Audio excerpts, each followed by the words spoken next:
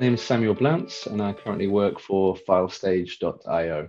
My first real exposure to Salesforce was a few years ago in a previous role where I was an engagement manager for one of our clients in the US.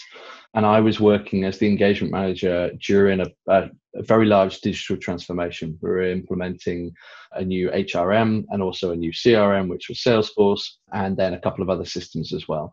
So my role in that space was very much around change management and the support systems around the implementations to then give support to the organization.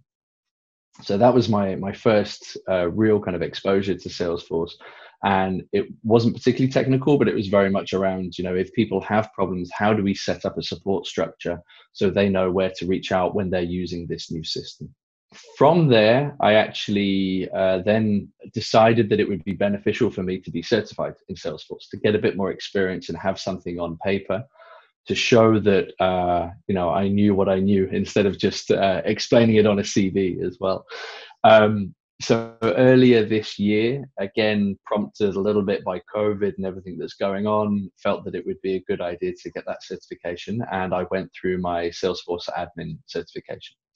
My goal really, for various reasons, one of them being financial, of paying for the exam, and just for my own motivation, I really wanted to pass first time. I felt I've learned a number of different systems and programs over the years and didn't feel like I felt quite confident that I would be able to do this. I think from, first of all, taking one of the first test exams, it humbled me a little bit to realize that maybe I didn't know as much as I thought I did. And so then I went through a very specific study guide of studying each of the sections. I looked through where the weightage was on each of the areas within the admin exam. So I knew that certain areas I had to focus on much more than others. And if I dropped off on one of the smaller weighted areas, maybe it wasn't going to be such a big problem.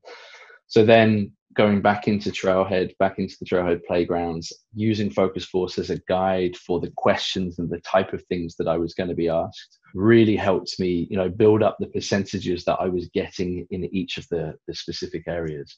Trailhead can teach you everything, but it's not going to teach you how to pass the exam in the same way that Focus on Force does. It's very general knowledge about Salesforce and how to work as an admin, but not necessarily the kind of things they're going to ask you when you come around to the exam. So I think that process of focusing on each section, going into the sandbox or the playground to actually complete the action. So I'm a very visual learner, so I feel I need to do the thing to be able to answer the question.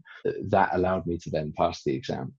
After asking a few colleagues who were very experienced, they recommended Focus on Force, which then I ended up purchasing a package that was the test exams plus the study guide. What I can say is that if I hadn't done that, I'm sure I would have failed my exam. The Focus on Force, what it gives you is the ability to kind of test individual questions and test your knowledge. And I think one of the most difficult things when studying for the exams is that there may be multiple ways to answer a question. But Salesforce asks you to respond and answer a question in a very specific way of what is the optimal way of completing a task for admin, for example. And so by going through the Focus on Force exam questions, it allowed me to really focus on what's the best way of doing this action instead of just how do I do it. Also, I felt that as a piece of advice, one of the best ways to do this is almost have two windows open. Have your Focus on Force exam. When you have a question, go through it in a sandbox environment on Trailhead and figure out how to answer that question by actually doing and taking that action. I think that made a very big difference from the first time I just tried to answer the exams on my own versus then going through it in that style. And on my third attempt on the trial exam, I passed the exam. The community around Salesforce is fantastic. So anytime anyone sees that somebody's passed an exam, there's a lot of celebration, there's likes, there's comments. So I think that in itself, if you're on the job hunt, allows you to be recognized. Also, including it in your CV that you've passed an exam recently in something like Salesforce. What I found is even in positions that I had applied for that maybe Salesforce wasn't the focus. So my current role with FileStage is as a customer success manager. They were interested in me because eventually there's a chance we're going to implement Salesforce. But the continuous learning and continued learning that you can show by passing an exam is very important. And I got that feedback from a number of interviews, that they were interested in my motivation to learn and my motivation to then pass an exam. So really, I think my experience has been that whether you're working dedicated as an admin or just working in an organization that uses Salesforce and you get a certification, it's going to give you a boost either way. I think some of the key things that I've noticed is experience working with Salesforce in any capacity is important.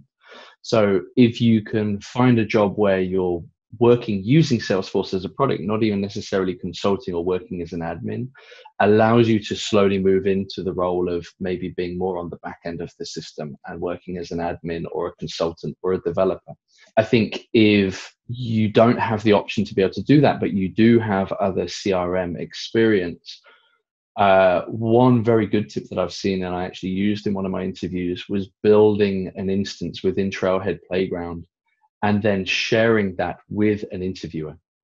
So maybe you can build a mock CRM within Trailhead Playground. Say this is for a real estate company, for example, and you build out all of the different things, maybe even include a couple of apps.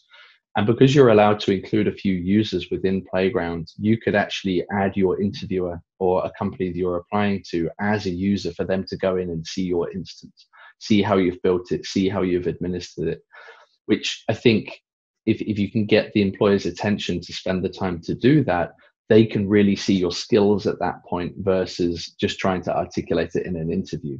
You know, doing your super badges, doing your exams are all very important, but actually building and administrating an instance of Salesforce, I think, is a really important step as well. The plan long term really is to eventually move into more of a consulting role with one of the local companies. I'm currently going through Trailhead at the moment to learn my Sales Cloud consultant and then eventually take that certification. And the idea is to then use Focus on Force again to help me study for that exam. But eventually something that really interests me is to get into the non-profit side of things. And there is some definite differences in between a standard instance of Salesforce and working for a non-profit. I think morally, it's fantastic to be able to help an organization and find something that maybe you're passionate about, whether it's a charity, whether it's education, whatever it might be.